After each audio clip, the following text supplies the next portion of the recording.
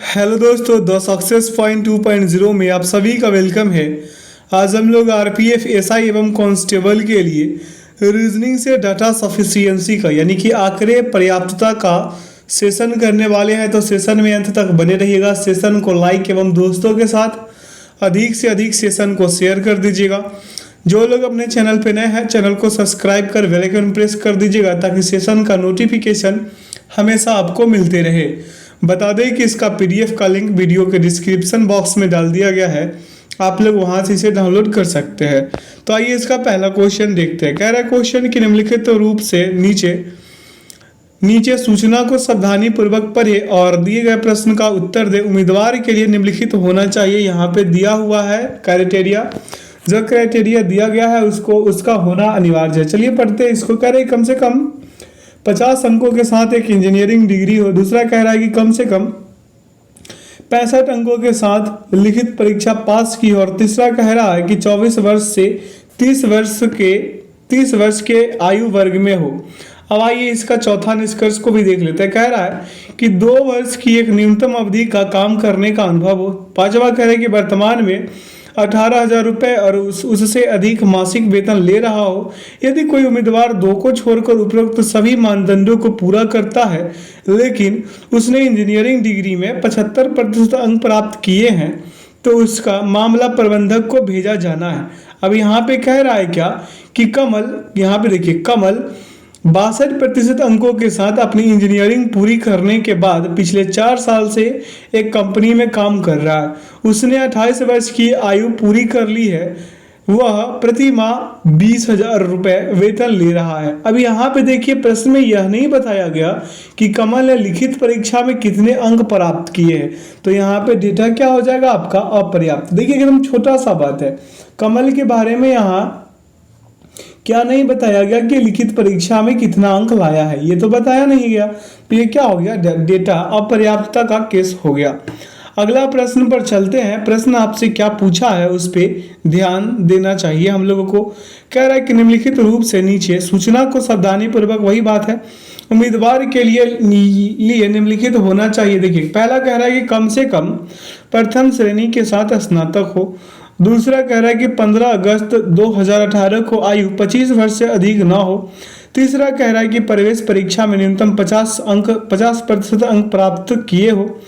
और आपका चौथा क्या कह रहा है कि अंग्रेजी में सुवक्ता हो। यदि कोई उम्मीदवार एक को छोड़कर अन्य सभी मानदंडों को पूरा करता है लेकिन न्यूनतम 55% अंकों के साथ स्नातकोत्तर है, उसके मामले को अध्यक्ष को भेजा जाना चाहिए। यदि कोई उम्मीदवार 3 को छोड़कर अन्य सभी मानदंडों को पूरा करता है लेकिन प्रवेश परीक्षा में न्यूनतम 45 अंक प्राप्त किए हैं तो उसे प्रतीक्षा सूची में रखा जाएगा। अब यहाँ पे देखिए 24 वर्षीय प्रताप 75% अंकों के साथ एक स्नातक है और प्रवेश परीक्षा में 60 अंक प्राप्त किए हैं। वह अंग्रेजी में सुवक्ता है। अब लगाइए इसका क्या उत्तर होगा। देखिए प्रताप प्रवेश चयन परीक्षा की सभी शर्तें को पूरा कर रहा है। यहाँ पे सभी शर्तों को तो पूरा कर रहा है ना। यहाँ पे 4 शर्त जो दिया था उसको ध्यान से पढ़िए। यहाँ पे प्रताप तो सभी को पूरा कर रहा है तो ये उम्मीदवार को प्रवेश दिया जाना चाहिए। तो विकल्प बी लगा लीजिए, ठीक है। चलिए तीसरे नंबर प्रश्न पे। कह रहा है कि निम्नलिखित रूप से नीचे सूचना को सावधानी पूर्वक पढ़े। कह रहा है कि औद्योगिक संबंधों पर एक ट्रेनिंग प्रोग्रामर के लिए कोऑर्डिनेटर का चयन करने की शर्त निम्नलिखित है। उम्मीदवार को मनोविज्ञान में या कार्मिक प्रबंधन में पोस्ट ग्रेजुएट होना चाहिए। दूसरा कह रहा है कि कम से कम 10 वर्षों तक संगठन में कार्मिक प्रबंधक के रूप में काम किया होना या किसी विश्वविद्यालय संस्थान में कम से कम 6 वर्षों से पढ़ रहा होना चाहिए। तीसरा कह रहा है कि इसी तरह के कार्यक्रम में अतिथि वक्ता के रूप में काम किया होना चाहिए। अब तीसरा तो हो गया। चौथा क्या कह रहा है कि 1 अप्रैल 1994 को क्या इसका 40 वर्ष से कम नहीं होना चाहिए, ठीक है। यदि कोई उम्मीदवार 2 के अलावा अन्य सभी मानदंडों को पूरा करता है लेकिन एक में से किसी एक क्षेत्र में पीएचडी प्राप्त क्या करी है और कम से कम 5 वर्ष का कार्य अनुभव है तो यह मामला डिप्टी डायरेक्टर को भेजा जाना चाहिए।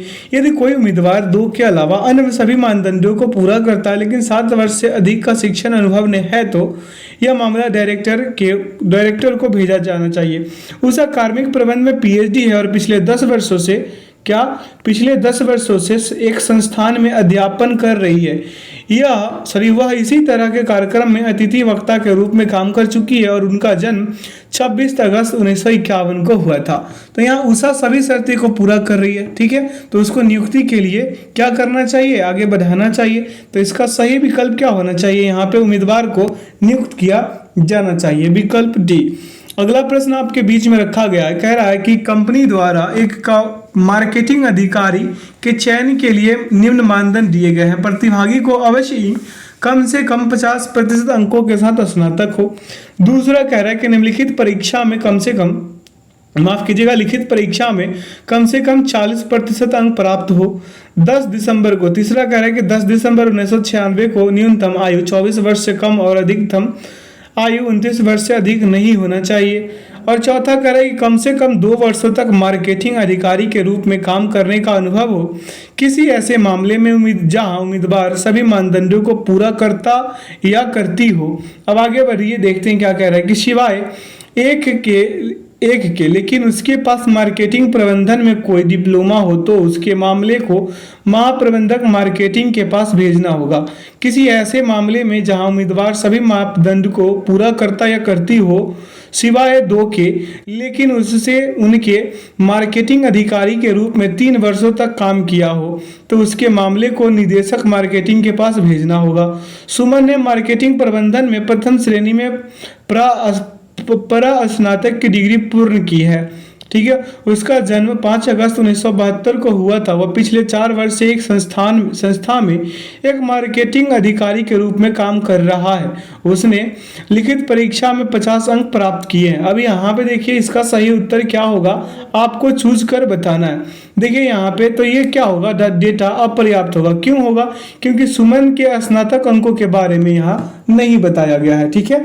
अगले प्रश्न पर चलते हैं। प्रश्न क्या पूछा आपसे कि किसी कंपनी द्वारा मार्केटिंग अधिकारी के चयन के लिए निम्न मापदंड दिए गए हैं। प्रतिभागी को अवश्य ही कम से कम 50% अंक जो है अंकों के साथ स्नातक हो, लिखित परीक्षा में कम से कम 40 अंक प्राप्त हो, ठीक है। 10 दिसंबर 1996 को न्यूनतम आयु 24 वर्ष से कम और अधिकतम आयु 29 वर्ष से अधिक नहीं होना चाहिए।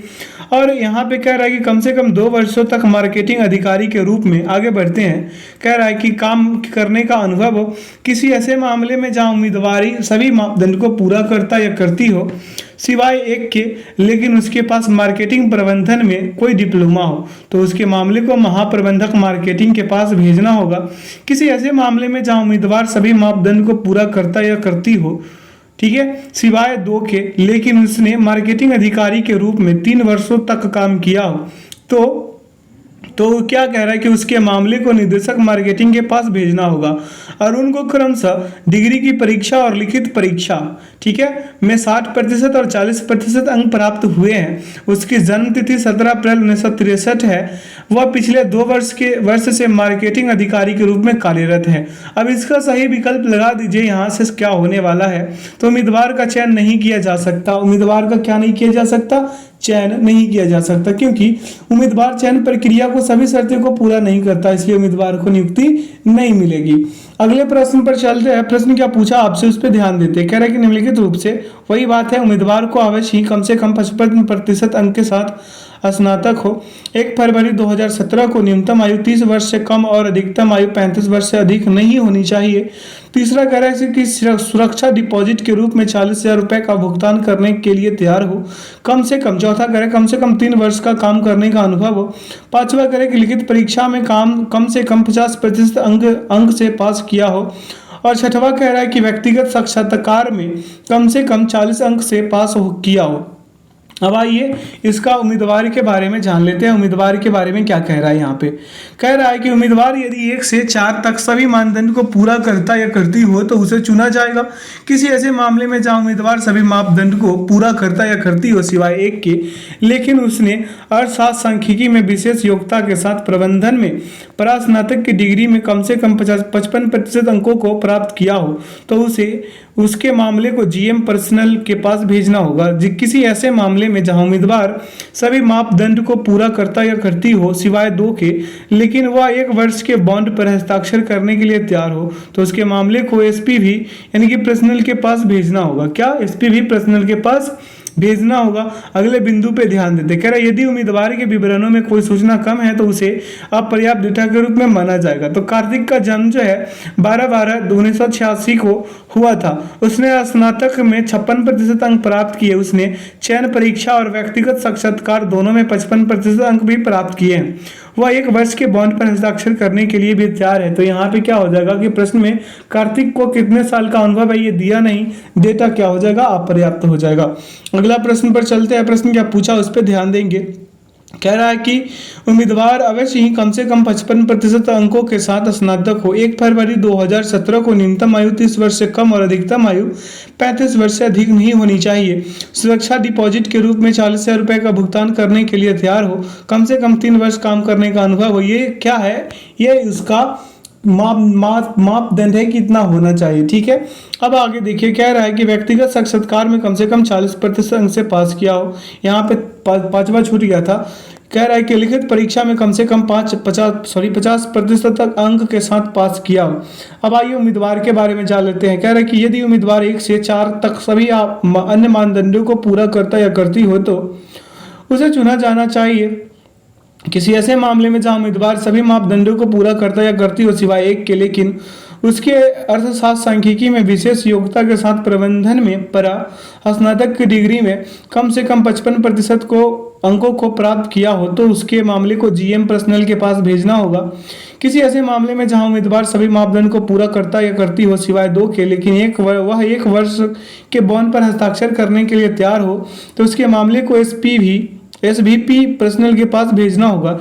यदि उम्मीदवार के विवरणों में कोई सूचना कम है तो उसे डेटा अपर्याप्त डेटा के रूप में माना जाएगा। ठीक है, कविता का जन्म जो है 14/3/1983 को हुआ था। उसके चयन परीक्षा में 65% अंक प्राप्त किए हैं। उसे स्नातक में 60% अंक और व्यक्तिगत साक्षात्कार में 48% अंक प्राप्त हुए हैं। ठीक है, तो उसके पास 3 वर्ष काम करने का अनुभव है। वह 40,000 रुपए के सुरक्षा डिपॉजिट के लिए भुगतान के लिए तैयार भी है। ये तो चलिए इसका सही उत्तर लगा देते हैं। क्या क्या इसका सही उत्तर होगा, आइए इसका सही उत्तर क्या हो जाएगा। यहाँ पे देखिए, ध्यानपूर्वक देखिए, कविता चयन प्रक्रिया की सभी शर्तें को पूरा कर रही है, ये आपको पता है। तो इसका सही उत्तर क्या लगा देंगे, आप लगा देंगे कि उम्मीदवार को नियुक्ति किया जाना चाहिए। अगला प्रश्न आपके सामने है। क्या कह रहा है कि एक संगठन में सहायक महाप्रबंधक एचआर के चयन के लिए निम्नलिखित शर्तें। उम्मीदवार के लिए निम्नलिखित योग्यता होनी चाहिए। 1/5/2010 को आयु कम से कम 40 वर्ष और 50 वर्ष से अधिक न हो। ठीक है, दूसरा कह रहा है कम से कम 60% अंकों के साथ कार्मिक प्रबंध में स्नातक उत्तर हो।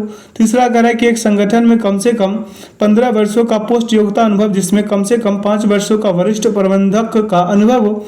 चौथा कह रहा है कि चयन प्रक्रिया में कम से कम 45% अंक प्राप्त किए हो। अब आइए इसका 5वां भी देख लेते हैं।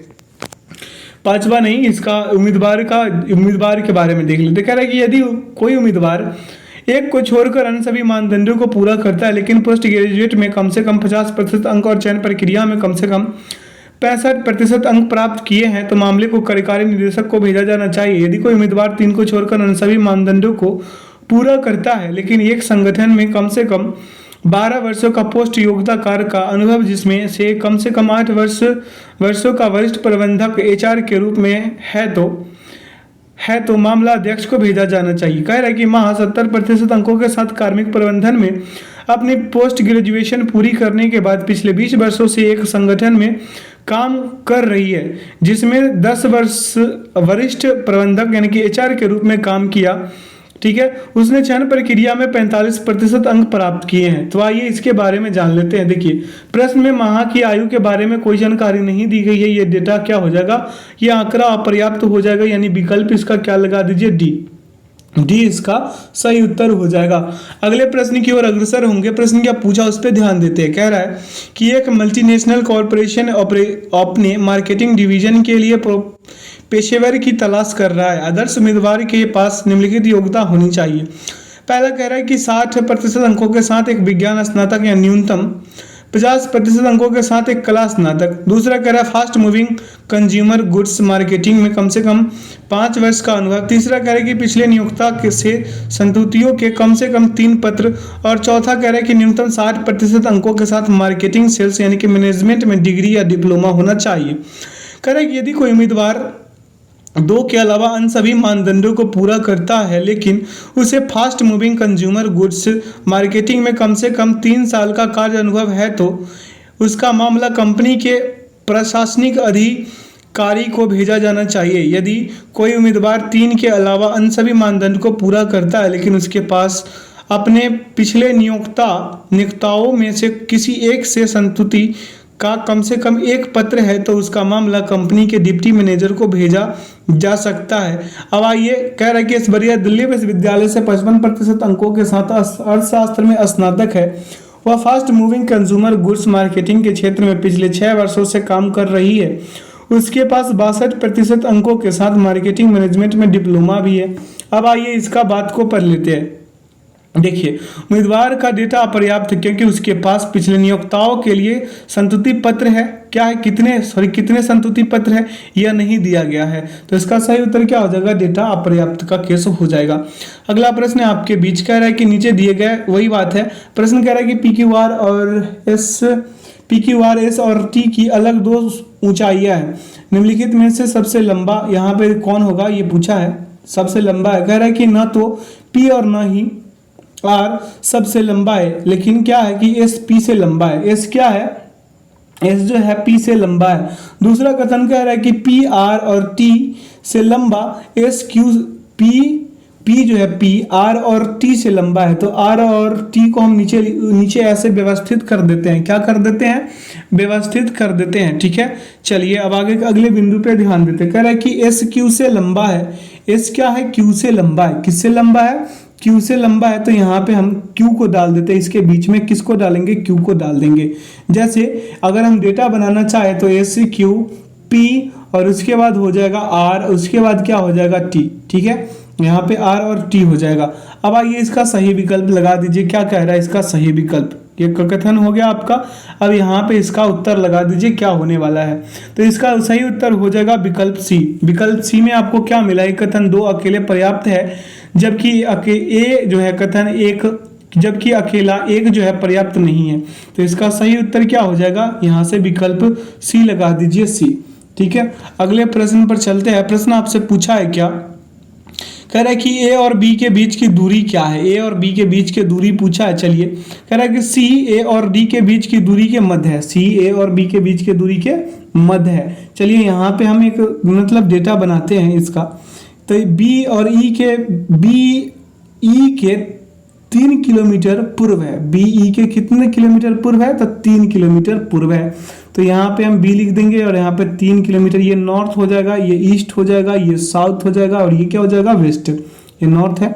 ठीक है, अब चलिए यहाँ से हम कर लेते हैं। ठीक है, यहाँ से क्या कर लेंगे, इसको सॉल्व। तो यहाँ पे देखिए, यहाँ पे हम ई को डाल दें। ठीक है, कोई दिक्कत है, यहाँ पे ई को अगर हम डालते हैं आपको कोई दिक्कत नहीं होना चाहिए। चलिए, तो यहाँ से क्या हो जाएगा, 1 और 2 दोनों कथनों में दी गई जानकारी प्रश्न का उत्तर देने के लिए पर्याप्त नहीं है। यहाँ आपको स्पष्ट रूप से पता चल गया होगा कि हम यहाँ पे दिखा ही नहीं पाए आप लोगों को कि यहाँ पे कौन से बिंदु पे और कोई होगा। यहाँ पे ई से बी का तो दिखा दिए, बाकी किसी का दिखा ही नहीं पाए। तो ना ही 1 और ना ही 2 पर्याप्त है। विकल्प डी लगाइए और प्रश्न में आगे बढ़ जाइए। प्रश्न आपसे पूछा है यहाँ पे कि 5 व्यक्ति है।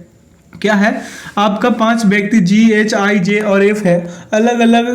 अलग 2 वजन के हैं, तो उनमें से सबसे हल्का कौन होगा। अब यहाँ पे कह रहा है कि F H और J से भारी है। F जो है H और J से क्या है, भारी है, लेकिन G से हल्का है। तो यहाँ पे हम G लिख देंगे। क्या लिख देंगे, G। ठीक है, जी लिख देंगे। और ये भारी है एफ, और किससे हल्का है, एच और जे से, तो हम यहाँ पे जे लिख देंगे। कोई दिक्कत है आपको? आगे बढ़ते हैं। कह रहे हैं कि एच आई से भारी है। एच किससे भारी है? आई से भारी है, तो हम यहाँ पे आई डाल देंगे और ये हो गया आपका क्लियर। ठीक है, अगर दूसरे रूप में इसको लिखे तो लिखेंगे जे, जी, एफ और एच, और उसके बाद लिखेंगे जे, उसके बाद लिखेंगे आई। ठीक है, चलिए इसके डेटा को पढ़ते हैं। कह रहा है इसके डेटा को जब हम बनाएंगे तो यहाँ पे आपका क्या होना चाहिए, यहाँ पे कह रहा है कि पहला कह रहा है कि 1 और 2 दोनों पर्याप्त है। क्या कह रहा है? 1 और 2 दोनों पर्याप्त है। तो यहाँ पे पर्याप्त क्या है? 1 और 2 दोनों प्रश्नों का उत्तर देने के लिए पर्याप्त नहीं है। विकल्प डी इसका सही उत्तर लगाइए और प्रश्न में आगे बढ़िए, प्रश्न को सॉल्व कीजिए। प्रश्न आपसे पूछा है क्या कि नीचे एक प्रश्न दिया गया है और उसके बाद 2 कथन दिए गए हैं। क्या कथन है इसका देख लेते हैं। प्रश्न दिया गया कि डी एफ से किस प्रकार संबंधित है। डी एफ से किस प्रकार संबंधित है? क्या कह रहा है कि एफ या बी की 2 बहनें ई और एफ है। ठीक है, तो हम यहाँ पे बी लिख लेंगे। ठीक है, यहाँ पे ई, यहाँ पे एफ। ठीक है, चलिए अब ये कोई दिक्कत नहीं होना चाहिए। अब देखिए डी या बी की माँ ए है, सॉरी डी या ए बी की माँ है। डी या ए क्या है? बी की माँ है। तो यहाँ पे हम डी लिख देते हैं, यहाँ पे ऊपर ए लिख देते हैं। कोई दिक्कत है? चलिए अब यहाँ से क्या कह रहा है कि जो डी का भाई है, जो क्या किसका भाई है? डी का। देखिए डी या ए बी की माँ है, जो डी का क्या है? भाई है। तो यहाँ पे क्या हो जाएगा? इस कथन का प्रयोग करके हम यह नहीं कह सकते हैं कि डी एफ से कैसे संबंधित है, क्योंकि हमें डी का ज्ञात ही नहीं है। तो यहाँ पे क्या हो जाएगा? सही विकल्प 1 और 2 जो कथन है आपका, 1 और 2 एक साथ पर्याप्त नहीं है। तो इसका सही उत्तर लगा दीजिए क्या? इसका सही उत्तर क्या लगा दीजिए? विकल्प ए। विकल्प ए इसका सही उत्तर हो जाएगा।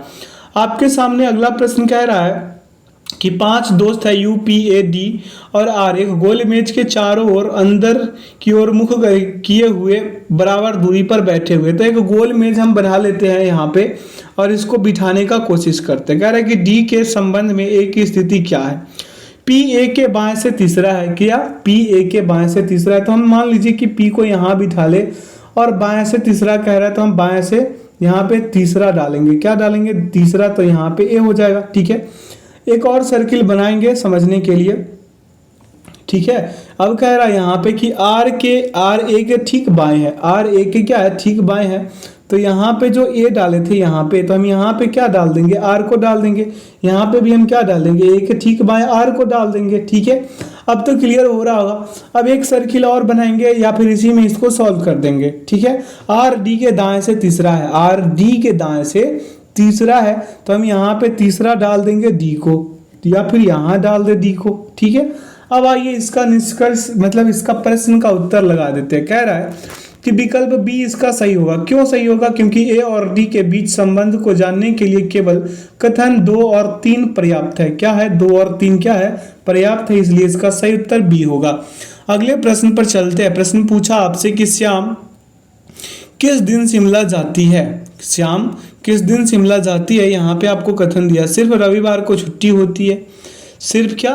रविवार को छुट्टी होती है। श्याम छुट्टी के दिन शिमला में थी। सॉरी माफ कीजिएगा, श्यामा है। श्यामा छुट्टी के दिन शिमला में थी। केवल कोई एक कथन अकेले प्रश्न का यहाँ पे कह रहा है, यहाँ पे इसका सही उत्तर देना है। पहला क्या बोला कि श्यामा किस दिन शिमला जाती है? तो सिर्फ रविवार को छुट्टी होती है और श्यामा छुट्टी के दिन शिमला में थी। देखिए यहाँ पे क्या हो जाएगा? कथन 1 और 2 का एक साथ उपयोग करके हम इस बात का उत्तर दे सकते हैं कि श्यामा किस दिन शिमला जाती है। तो इसका सही विकल्प जो होगा विकल्प बी होगा। आइए दिखते हैं विकल्प बी कहाँ पे है। तो विकल्प यहाँ आपका है बी। अगले प्रश्न पर चलते हैं। प्रश्न पूछा आपसे, प्रश्न पूछा है कि 5, यहाँ पे देखिए प्रश्न दिया है कि पहला कथन कह रहा है यहाँ से कि 5 छात्र है यू, डब्ल्यू, एक्स, वाई और जेड के बीच परीक्षाओं में किसने सबसे कम अंक प्राप्त किए। दूसरा कह रहा है कि एक्स या यू ने डब्ल्यू से अधिक अंक लेकिन वाई और जेड से कम अंक प्राप्त किए। तो एक्स ने वाई से अधिक अंक प्राप्त किए लेकिन सबसे अधिक अंक प्राप्त नहीं किए। तो इसका सही उत्तर लगाने के लिए क्या हो जाएगा? देखिए पहले हम आपको एक डाटा बनाकर दिखाते हैं। क्या कह रहा है कि 5 छात्र है और क्या क्या कर रहा है कि यू, डब्ल्यू, एक्स, वाई और जेड के बीच परीक्षा में किसने सबसे अधिक अंक सबसे कम अंक प्राप्त किए। क्या करें कि x या u ने w से अधिक अंक प्राप्त किए, तो यहाँ पे लिख देंगे हम क्या, यहाँ पे नीचे लिखेंगे w और यहाँ पे x और u लिख देंगे। x और क्या लिख देंगे, x और क्या बोला था, x और यहाँ पे x या u ने w से अधिक अंक प्राप्त किए, तो यहाँ पे u हो जाएगा जो w से अधिक अंक प्राप्त किया होगा। अब क्या कह रहा है कि x ने y से अधिक अंक प्राप्त किए, x ने y से भी अधिक अंक प्राप्त किए, तो यहाँ पे हम y को डाल देते हैं, यहाँ पे u को ऊपर z हो गया। अब इसका सही उत्तर दीजिए, तो यहाँ पे सही उत्तर क्या हो जाएगा आपका, विकल्प सी, क्योंकि दोनों कथन 1 और 2 में दिए गए तथ्य को मिलाकर प्रश्न का क्या कर सकते हैं हम, उत्तर देने के लिए पर्याप्त है। तो इसका सही उत्तर जो है विकल्प सी हो जाएगा। आपके बीच अगला प्रश्न क्या पूछा है, ध्यान देते हैं। प्रश्न कह रहा है कि एक प्रश्न यहाँ पे दिया गया है, 1 और 2 से अंकित 2 कथन दिए गए हैं, आपको निर्णय करना है कि प्रश्न का उत्तर देने के लिए कौन सा कथन पर्याप्त है। कह रहा है कि आज ट्रेन कितने बजे रवाना हुई। पहला कह रहा है कि ट्रेन समान रूप से समय पर रवाना होती है। दूसरा कह रहा है कि निर्धारित प्रस्थान 3:30 बजे यानी कि 15:30 में है। क्या है, 15:30 में है, तो इसका सही उत्तर लगाते देखिए। इस प्रश्न का सही उत्तर डेटा अपर्याप्त होगा। यहाँ पे स्पष्ट ही नहीं पता चल रहा कि क्या उत्तर देना है, इसका कैसे देंगे हम। ट्रेन कितने बजे रवाना हुई, प्रस्थान का दिया और सही समय पे, निर्धारित समय पे ये निकलती है, रवाना होती है, लेकिन कितने बजे रवाना होती है ये तो बताया नहीं गया, या फिर कितने से कितने बजे के बीच रवाना होती फिर भी बता सकते थे।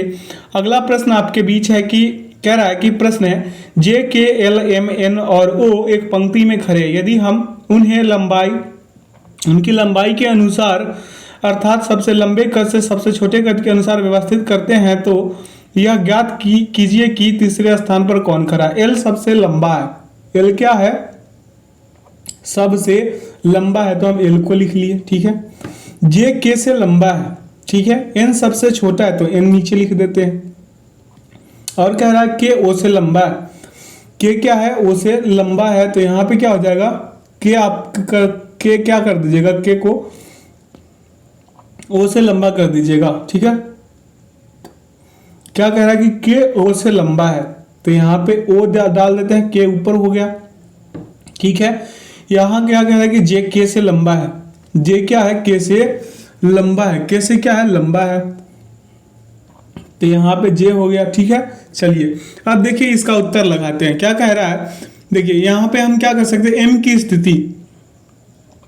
की स्थिति निर्धारित करने के में सक्षम नहीं है, क्योंकि एम के बारे में ये कुछ बोला ही नहीं, तो इसका सही उत्तर क्या हो जाएगा, सभी कथन अपर्याप्त है, ठीक है। आगे चलते हैं, इतना करने का नौबत ही नहीं था अगर पहले ही कर लेते तो, है ना। चलिए कह रहा है कि यहाँ पे कि सदस्यों के परिवार में आर का पिता कौन, एस की 2 संतान है और वह टी की बहू है।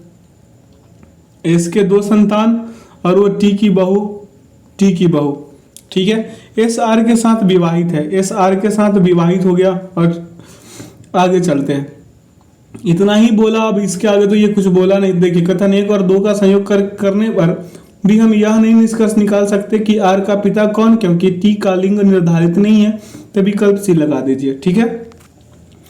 इस सेशन का आखिरी प्रश्न में चलते हैं। प्रश्न पूछा आपसे कि सूरजमुखी का रंग कैसा होता है। यहाँ पे दिया है कथन कि नीले को सफेद कहा जाता है, सफेद को लाल और लाल को पीला, ठीक है। पीले को बैगनी कहा जाता है और बैगनी को काला और सफेद को क्या कहा जाता है, भूरा कहा जाता है। तो यहाँ पे क्या हो जाएगा, इसका केवल इसका उत्तर होगा डी। केवल 2 में दी गई जानकारी पर्याप्त है। क्यों, क्योंकि देखिए केवल 2 में दी गई जानकारी प्रश्न का उत्तर देने के लिए ही पर्याप्त है, तो इसका सही उत्तर लगा दीजिए 2, क्योंकि पीला को बैगनी कहा जाता है, बैगनी को काला और सफेद को भूरा कहा जाता है, ठीक है। आशा करते हैं आज के सेशन से आप लोगों को काफी कुछ सीखने को मिला होगा। तो जो लोग अपने चैनल पे नए हैं, चैनल को सब्सक्राइब कर बेल आइकन प्रेस कर दे, ताकि सेशन का नोटिफिकेशन हमेशा आपको मिलते रहे। इसका पीडीएफ का लिंक वीडियो के डिस्क्रिप्शन बॉक्स में डाल दिया गया है, आप लोग वहां से इसे डाउनलोड कर सकते हैं।